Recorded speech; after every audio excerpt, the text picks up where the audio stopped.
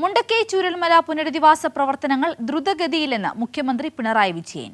പ്രവർത്തനങ്ങൾ ഏകോപിപ്പിക്കുന്നതിന് ജില്ലാ കളക്ടറുടെ നേതൃത്വത്തിൽ കോർഡിനേഷൻ കമ്മിറ്റി പ്രവർത്തിക്കുന്നുണ്ടെന്നും 3 ഘട്ടങ്ങളിലായി 402 ഗുണഭോക്താക്കളുടെ പട്ടിക തയ്യാറാക്കിയെന്നും മുഖ്യമന്ത്രി പറഞ്ഞു.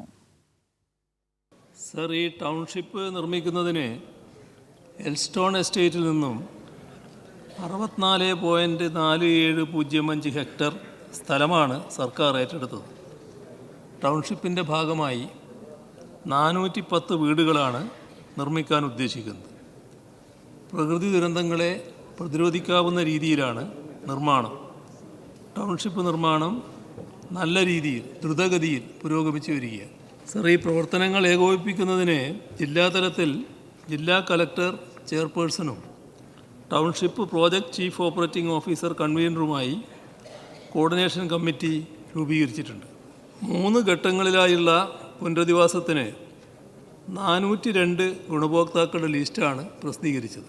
നമ്മൾ ഒരുക്കുന്ന പുനരധിവാസത്തിൻ്റെ ഭാഗമായുള്ള ടൗൺഷിപ്പിൽ താമസിക്കുന്നതിന് ഏതെങ്കിലും തരത്തിൽ അവർ താല്പര്യം കാണിക്കുന്നില്ലെങ്കിൽ അത്തരം ആളുകൾക്ക് മറ്റ് സ്ഥലങ്ങളിൽ താമസിക്കാമെന്നുണ്ടെങ്കിൽ അവർക്ക് 15 ലക്ഷം രൂപ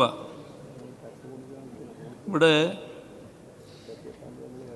വിതരണം ചെയ്യും എന്ന് നേരത്തെ തന്നെ വ്യക്തമാക്കിയിരുന്നു. അതിൻ്റെ ഭാഗമായി ഇതിനകം 15,60,00,000 രൂപ വിതരണം ചെയ്ത് കഴിഞ്ഞിട്ടുണ്ട്. സൗമ്യ കൊലക്കേസ് പ്രതി ഗോവിന്ദചാമി ജയിലിൽ നിന്നും രക്ഷപ്പെട്ട സംഭവത്തിൽ വിശദമായ അന്വേഷണത്തിന് ഉത്തരവിട്ടിട്ടുണ്ടെന്ന് മുഖ്യമന്ത്രി പിണറായി വിജയൻ. ജയിൽ ചട്ടങ്ങൾക്ക് വിരുദ്ധമായ കാര്യങ്ങൾ ജയിലിലെ അന്തേവാസികളുടെ ഭാഗത്തു നിന്നും ഉണ്ടായാൽ കർശന നടപടി സ്വീകരിക്കുമെന്നും മുഖ്യമന്ത്രി. കണ്ണൂർ സെൻട്രൽ ജയിലിൽ നിന്നും ഒരു തടവ് പുള്ളി മതിൽ ചാടിപ്പോയ സാഹചര്യമുണ്ടായി. മണിക്കൂറുകൾക്കകം ഇയാളെ ജനങ്ങളുടെ സഹായത്തോടെ പോലീസ് പിടികൂടുകയും ചെയ്തു. വീഴ്ച വരുത്തിയ 4 ജയിൽ ജീവനക്കാരെ അന്വേഷണ വിധേയമായി സർവീസിൽ നിന്ന് സസ്പെൻഡ് ചെയ്തിട്ടുണ്ട്. സംഭവത്തെക്കുറിച്ചും ഇതിലേക്ക് നയിച്ച സാഹചര്യങ്ങളെക്കുറിച്ചും വിശദമായി അന്വേഷിക്കുന്നതിന് justice retired Shri CN Ramendran Nair, മുൻ പോലീസ് മേധാവി ശ്രീ ജേക്കബ് പുന്നൂസ് എന്നിവരെ ഉൾപ്പെടുത്തി ഒരു കമ്മിറ്റി രൂപീകരിക്കാൻ മുഖ്യമന്ത്രിയുടെ അധ്യക്ഷതയിൽ 26/7/25 ചേർന്ന ഉന്നത ഉദ്യോഗസ്ഥരുടെ യോഗം തീരുമാനിച്ചിട്ടുണ്ട്.